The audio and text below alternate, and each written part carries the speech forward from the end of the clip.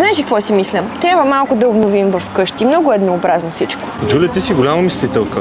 Никакъв ремонт няма да правим вкъщи. Нямам предвид ремонт, Петре. Имам предвид нови завивки в спалнята, одеяло в хола, свежи кърпи в банята, такива неща. Добре, отпускам ти бюджет 200 лева, купувай каквото искаш. Ти луд ли си? В днешно време с 200 лева нищо не можеш да си купиш. Защото не знаеш къде да търсиш. Къде бе, Петре, на луната?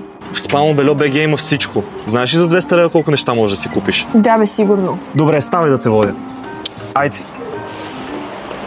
И как по-точно ще си обзаведем апартамента от тук? Ето, това е перфектно за дивана. Ами за спалнята? Джулия, тук има всякакви спални комплекти, дори претенция като теб ще си избере нещо, повярвай. И няма как тези неща да са по-малко от 200-300 лева. Всъщност, до тук всичко е 70 лева. Петре, пак мина на тънко. Просто имам вкус.